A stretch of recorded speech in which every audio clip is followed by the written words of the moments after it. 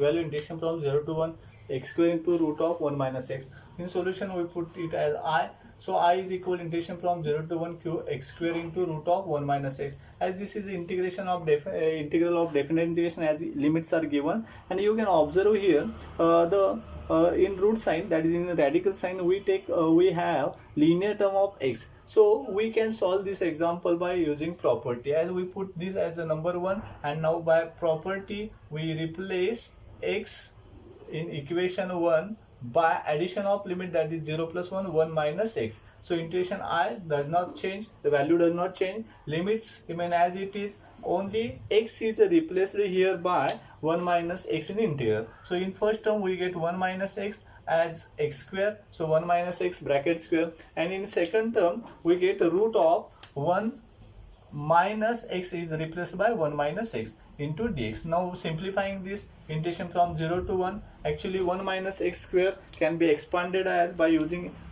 expansion of a minus b form. So we get 1 first term square minus multiplication of both term into 2, that is minus 2x, plus second term square as the x square, bracket completed, it is the expansion of 1 minus x square, and in the root we have plus 1 get cancelled with minus 1 as it is contained in bracket, and we get only minus minus plus x. Actually root x is nothing but, as we know, in we does not use radical sign in integral, so we put it in index form. So 1 minus 2x plus x square remain as it is, and root x become x raised to 1 by 2.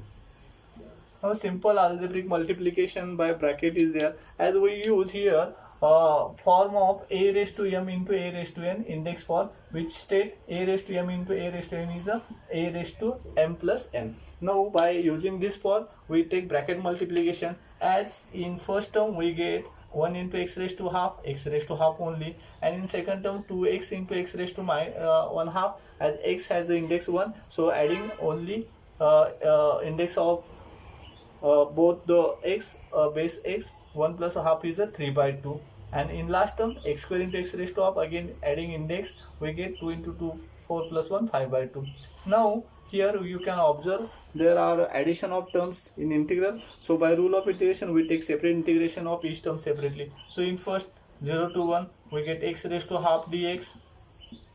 Now in second term we get two constant out of integration, so in integration from 0 to 1 we get only x raised to 3 by 2 with respect to x, and in last integration from 0 to 1 we get x raised to 5 by 2 dx.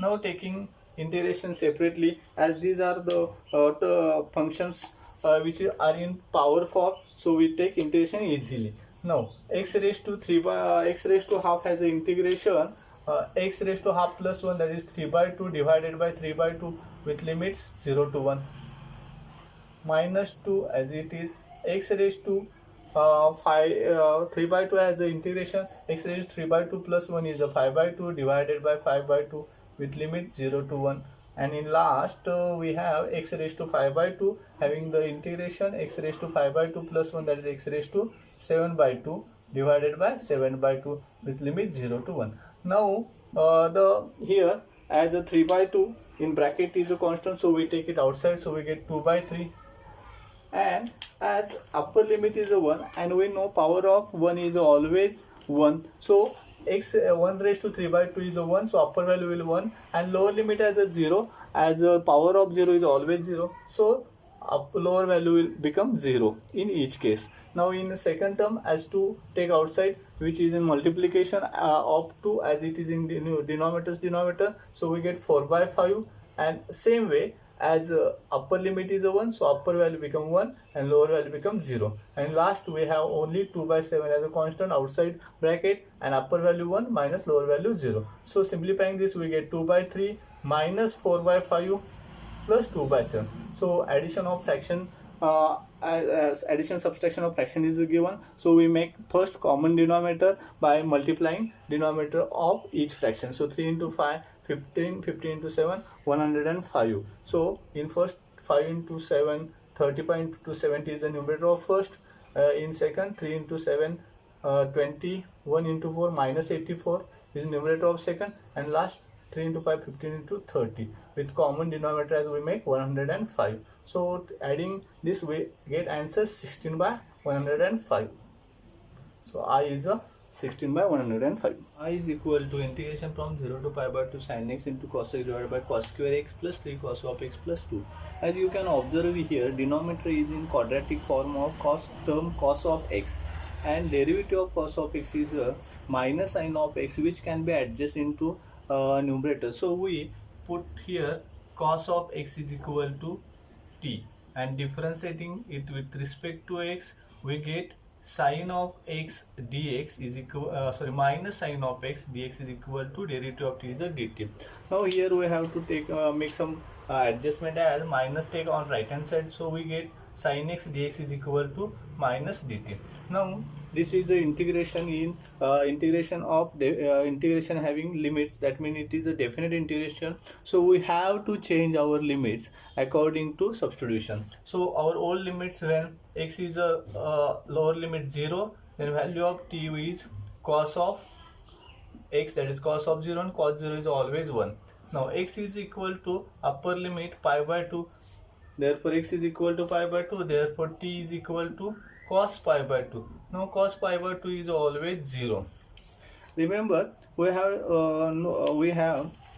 learned that we have to change the limits according to substitution corresponding to old limit. Now old limits are values of x are 0 to pi by 2. Now new limits corresponding the values of t are 1 to 0. So we have to take integration from 1 to 0. That means lower limit is 1 and upper limit is a 0. So integration I will become, now I is equal to integration from, with limits now corresponding old limit 0, we have value of t is a 1, so lower limit is a 1, and upper limit pi by 2 of x, we have value of t is a 0, so upper limit is 0. So remember this 1 to 0, we get here integration. Now sin x into cos of x, now in integral, as we have to put cos of x is equal to t. Sometimes there is only in numerator, as it was given quadratic polynomial of cos of x in denominator, as cos of x is term is not given, but in this example we have cos of x in numerator also, so we have to put it in numerator as cos of x is equal to t, so numerator become t, and in denominator, remember, as cos of x is equal to t, therefore cos square x will be t square, then plus 3 cos of x is equal to t, and plus 2. That means t divided by t square plus 3t plus 2 is our new integral in term of t, in which we put cos of x as a t. Now remaining term, that means sin x and dx is equal to s, what is it, minus dt. So we put it as a minus, as it is negative we put it minus sign, take it in bracket. Now we have to solve this integration. First I take this minus sign out of integration, as we did in each example. So minus take outside integration, so integration from 1 to 0 t divided by t square plus 3t plus 2 into dt. Now this is the integral. Here you can use the property of integration, which is property number 3, which states that if limits are interchanged, then sign of integration changed. Here, as you observe here, limits are the extreme values of t, and lower limit is mainly lower value of variable, and upper limit is upper value of variable. Here, as 1 is less than 0, that means lower limit is more than upper limit, so we have to interchange the limits. In this case, we change the limits, interchange the limits, then sign of integral automatically change. Now it will plus. You can understand here now, as sign of integration here is changed. Generally we take positive side, but as it is a negative, so limits are interchanged here, as lower limit 0 to it get in upper limit, and upper limit 1 it take into lower limit. So we now change the sign or interchange the limits. In both cases we get positive integration from 0 to 1 t divided by t square plus 3t plus 2 into dt. By property we change here sign of integration, so interchange the limits, or interchanging the limits we take sign negative to positive. Now we have to solve this integral. As this is a rational fraction, you can observe here, we can solve this integration by using partial fraction if the denominators get the factors. If imagine in numerator t is not given, that means we have 1, then we can solve this integral by using third term adjustment, that is type 1 integral. Now here we have given t in numerator, that is it means we can't use third term adjustment, as in it we require only quadratic polynomial in denominator and numerator as 1. Now here in numerator we have t, so we can evaluate this integration by using partial fraction. So we take here the here rational fraction outside denominator, and we have to take factors of denominator. As you can observe, this is a quadratic polynomial, so it has two linear factors which can be evaluated by taking constants into two terms multiplication, as their addition is a coefficient of t is 3. Now here 2 into 1 is 2 and 2 plus 1 is 3. So denominator has a factor, first factor is t plus 2 and second factor is a t plus 1. Now we can partialize this denominator, as denominator rational fraction, as denominator has a factors, as there are two factors, two linear factors, so we use two unknown a, first linear factor t plus 2 plus unknown b divided by second linear factor t plus 1. Now multiplying on both sides by denominator of left hand side, so we get the equation t is equal to a into t plus 1 plus b into t plus 2. Remember this process, I completed this example fast, as t is equal to, put first minus 2, so on minus 2 term of a will become minus 2 plus 1, term of b will become 0. So minus 2 is equal to minus 2 plus 1 minus 1a minus a, that is a is equal to 2. Now what happened with b, as we take t is equal to minus 1, so on left hand side minus 1 term of a is 0 plus b into bracket minus 1 plus 2, actually minus 1 is equal to minus 1 plus 2 plus 1 into b, that is b is equal to minus 1. So now we can define required partial fraction. I wrote this. So required partial fraction will be t divided by, as there are factors t plus 2 into t plus 1 is equal to constant a is a 2 divided by first linear factor t plus 2 plus second linear factor minus 1 divided by t plus 1.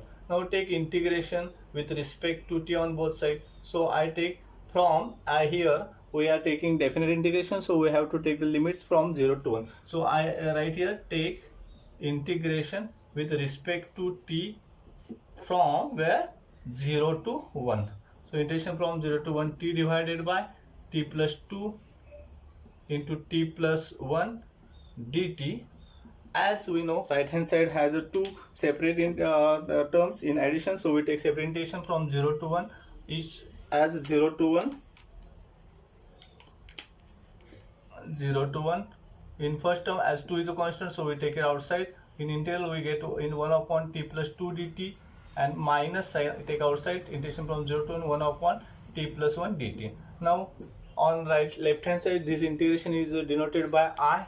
So I is equal to 2 into, in first term we get log of, as a linear term denominator is a linear, so log of linear term t plus 2, as coefficient 1 is 1, so we get only log of t plus 2 from 0 to 1, and minus in second term also log of t plus 1 from 0 to 1. Now simplifying by putting upper limit and lower limit in integral to evaluate in the upper value and lower value in subtraction, I get log of t plus 1 as upper limit is 1 plus 2 3 log 3 minus lower limit is 0, so log of 2 is lower value.